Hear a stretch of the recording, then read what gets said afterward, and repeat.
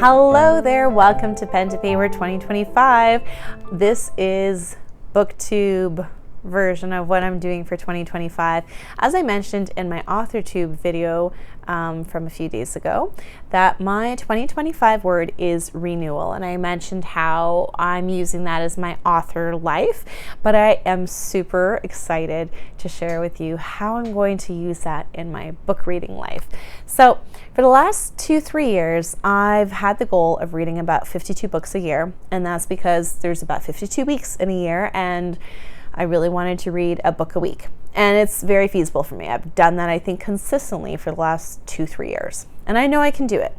But this year, I'm changing things up a little bit. I'm only reading 26 books. Now, why did I choose that number? Well, because the way I'm using renewal in my book reading this year is I'm renewing my love for classics. I did dive a little bit into classics over the last 2-3 years, but this year I'm fully committing to it.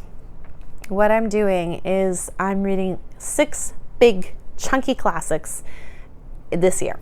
So every second month I've devoted a whole month to one classic. And the reason why I've done that is because twofold. I don't want to rush. No, I think onefold. I don't know.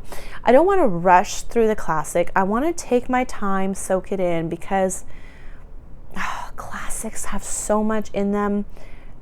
There's a reason why they're called classics. They're timeless. They have universal truths and themes that we all feel. Even though characters are set 300 years ago, you can still relate to those characters if it's a story well written, because you see yourself in those characters, or people you know who live their lives and you see them in those characters, and you just want to know what these characters are going to do and what they're going to go through, because it's a mirror of your own life.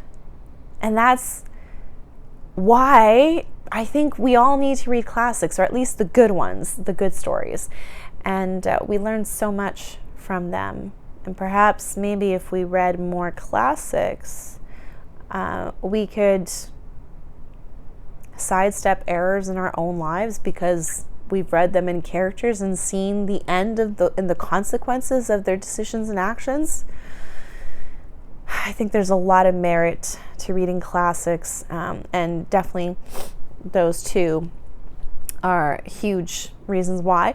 Also, your vocabulary increases and you have more words to expound your ideas with, and to truly communicate what you're thinking and you're feeling to other people. There's so many pros to reading classics. So that's why I've decided to, what am I trying to say here?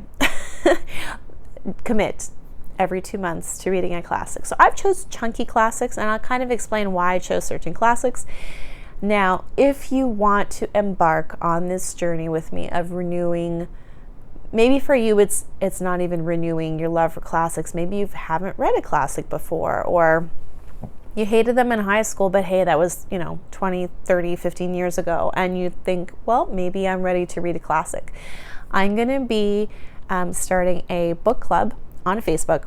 I was thinking of Discord, but then I realized I think a lot of people that are my audience are more Facebook users. I'm hoping I'm right. So I'm going to start up a Facebook book club group, and I'm not sure what I'm naming it yet. Maybe by the time I edit this video, I'll know. Anyways, that's down below. You can go to that Facebook group and join me. And basically we'll just, discuss favorite quotes, favorite characters, what do we like about the work, maybe what we don't like about the work, how we feel about it, what do we learn from it, and also just enjoy the work together. So I'm already started January. January is dedicated to, War and Peace by Tolstoy. Why did I choose War and Peace as the first one? I know, it's like 1,400 pages long. It's long. I think I'm at page 120. I think I should be able to get this done in a month. I tried to read this last May, but I was thinking, oh yeah, I can read it in 10 days, 100 pages in 10 days, a little bit more. That didn't work out. And I had already booked some other books for that month, and I just felt stressed and I had to let it go, whatever. So this time, as I said, I've dedicated a whole month to this. I really should be able to read this in a whole month. I think I'm doing well, tracking well enough. So if you want to join me for War and Peace, then come join me on the book club down below. You don't have to finish it by the end of this month. Feel free to read it into February, because what I'm doing is January, this is my read for January. And then February, I'm reading whatever else I want to read. Not classics probably, just because they need so much time, focus, and attention. I'm definitely beta reading. Yeah, I'm beta reading for a friend of mine. I already beta read for her, but she did a bunch of edits on my book. This is Emily Murray, author of Alexandria Fire, Danny and Danny. I've had her on this channel before talking about her book, and I'll put that up in the cards. And so I'm reading her second book now. This is Claire and Brody. So it was great. There were some things that needed to be worked out, so she's worked them out, and I'm going to reread that. Not sure what else I'm reading in February, but I'll probably do a lot more mood reading this year, just because I've committed to classics, so everything else can be a mood read. Will I be doing readathons this year? It depends on what month it falls on. So if it falls on the month that I'm doing my classic, then no. If it's a month where I'm mood reading, yes, maybe. Depends on how I feel and what I find out and when. Anyways, we'll see. So March. I'm so excited about this one. The Complete Tales and Poems of Edgar Allan Poe. I mean, just look at this edition. It's gorgeous, isn't it? I'm so excited. Okay, why did I choose this? Well, because I love Edgar Allan Poe, first of all. He's one of my favorite authors. But also because of this gorgeous edition. So I got this at a bookstore in Kingston. And I went there recently, and I saw that this same company had put out The Complete Tales of H.P. Lovecraft, and I really, really wanted to buy it, but I was like, you know what? I really shouldn't until after I read this. Then once I read that, then I can justify buying The Complete Tales of H.P. Lovecraft. So I always go to Kingston with my mom in the summer, so I want to get this done and make sure that I can, buy the other one. What's next? So that's March, April, May. May, I chose to do Bleak House by Charles Dickens.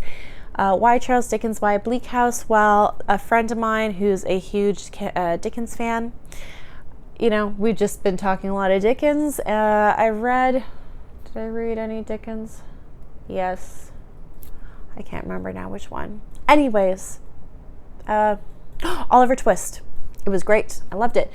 So I'm really excited to try Bleak House. Look at this chunker. I haven't even looked at how many pages it is, but it's a lot. Okay, so that's May. Then July, I thought of going to, you don't know what this one is. Boom! It's the Canterbury Tales by Geoffrey Chaucer. Chaucer, yeah. And oh goodness gracious, I probably read a snippet of the Canterbury Tales in high school. This is going to be fun. It's definitely Middle English. It's not Old English. Okay, Old English is not readable, but Middle English is. So Geoffrey Chaucer, the Canterbury Tales for July. Then July, August, September, I'm going back to Russian literature with Crime and Punishment by Dostoevsky. This one looks a little bit more palatable, like less dense compared to the other ones that I've chosen, but who knows, maybe it's, not less dense, I should say thinner. It's only like 500 pages compared to the close to 1,000 pages for all the other ones. I'm sure it is dense, and I'm sure there's a lot to learn from this, so I'm really excited for that.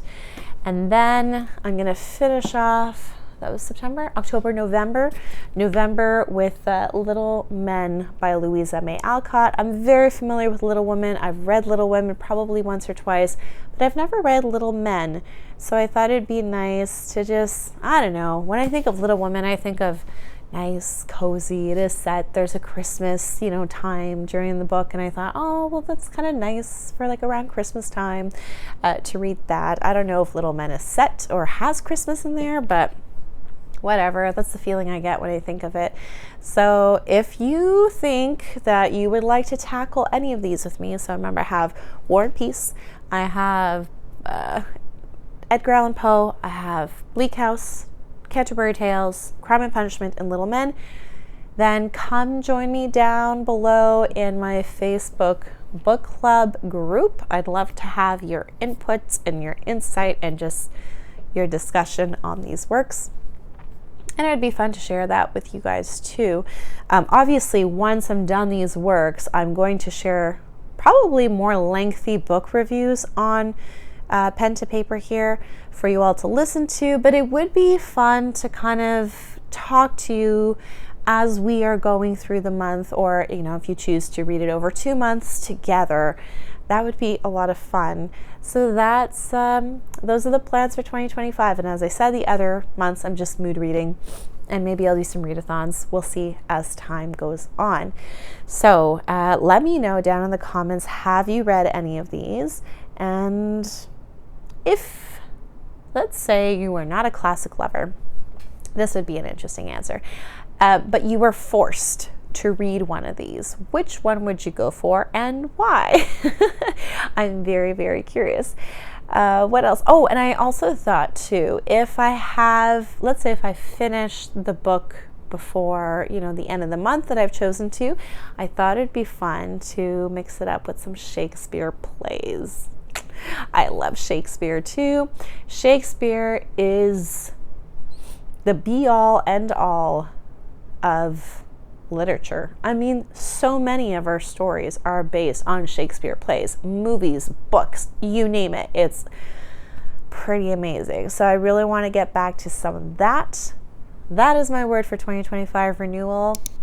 Do you have a word for 2025? Share it down below. I can't wait to hear from you. So have a great week. Bye.